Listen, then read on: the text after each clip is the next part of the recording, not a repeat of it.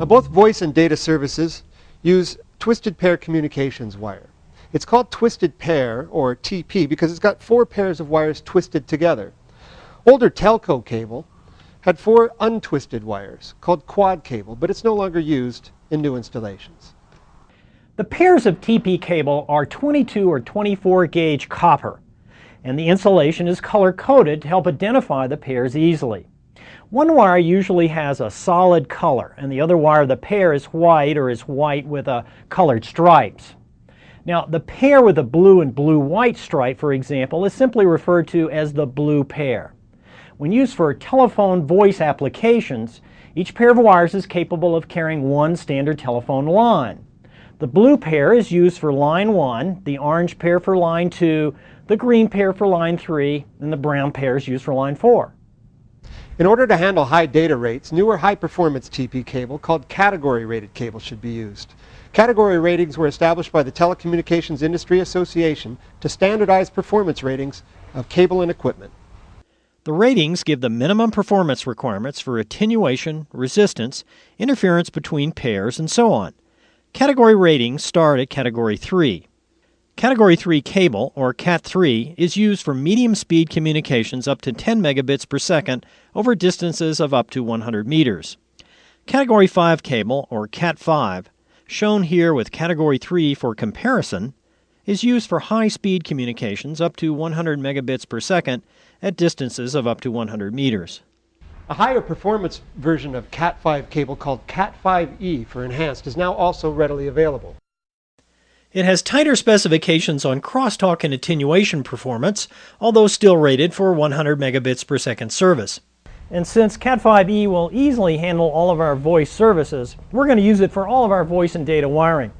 It'll also handle other applications such as audio and video distribution if installed correctly. Category 6 cable is designed to handle data transfer rates up to 1,000 megabits per second by sending data at 250 megabits per second over all 4 pairs simultaneously.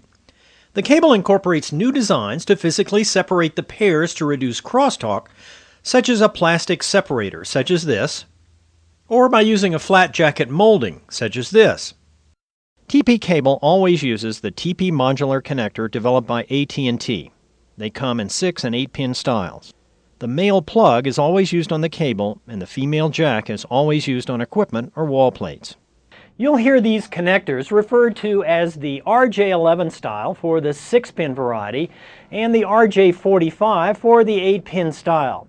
Now, these are the old AT&T registration numbers for the tariff use for the services the jacks were intended for and are no longer used, although the terms persist. They're just the 6-pin and 8-pin modular connectors and jacks. Now, the pins on all the jacks are numbered from left to right looking into the jack. The 8-pin jack is specified in the TIA 570 for all residential voice and data applications. The blue pair is connected to the center 2 contacts. The orange pair is connected to the next 2 contacts out. Now, this maintains plug compatibility with the 6-pin style connector. The green pair is connected to pins 1 and 2, and the brown pair is connected to 7 and 8. Now, this wiring configuration is also standard for the commercial TIA 568 specification and is referred to as the T568A wiring configuration, or just the A configuration. Now, there's an alternative 8-pin wiring configuration called the T568B. Now, this configuration swaps the green and the orange pairs on 1 and 2 and 3 and 6. Now, it's used in some commercial installations, and you'll see it on some jack labeling, usually just with the letter B. You must use plugs and jacks that are able to maintain the category rating of the cable being used. Nearly all plugs and jacks you buy are rated for Category 5 service and use these insulation displacement contacts.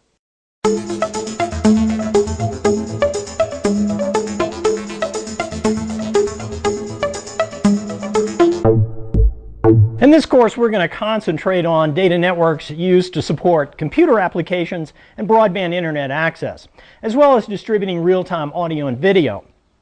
Now, data networks in the home use Ethernet network technology, developed in 1972 by Bob Metcalf, a very bright engineer working at Xerox. It's simple and reliable. Ethernet is a local area network or LAN technology. It transports data within a home or office at rates typically between 10 and 100 megabits per second. This diagram illustrates a typical Ethernet network. All data outlets are home run to the distribution center and connected to a device called a hub or switch. This design, or star topology as it's called, allows any connected device to communicate with any other device on the network, sending text, pictures, music, and control information. The network can also be connected to the Internet through a router and gateway device, such as a cable or DSL modem. Ethernet is an IEEE standard, often referred to by its standard number, IEEE 802. The most common form of Ethernet for computer networks is referred to as 802.3. 802.3 is commonly referred to as 10 base T, meaning 10 megabits per second, baseband, remember baseband, on twisted pair cable. There is also a 10 base F, or 10 megabits per second over fiber, and 10 base 2 and 5, which covers 10 megabits over coaxial cable. 802.3U is the specification for fast Ethernet, or 100 base T, 100 megabits per second over Category 5 or better twisted pair cable. 10 and 100 base T are the de facto standards for the home. There's even a faster version, 802.3AB, for 1000 base T. This requires Category 5E or 6 TP cable. Ethernet transports data from one device to another in discrete chunks of data referred to as frames. Now, a frame consists of a preamble, a to and from address, the message payload, and an error detection field comprising from 64 to 1518 bytes. Now, the data to be transported is fragmented into pieces that'll fit into the frame by the sending application and reassembled at the receiving device. The to and from address is the physical Ethernet address of the receiving and sending device on the network. It's a hardwired 48-bit address assigned by the manufacturer.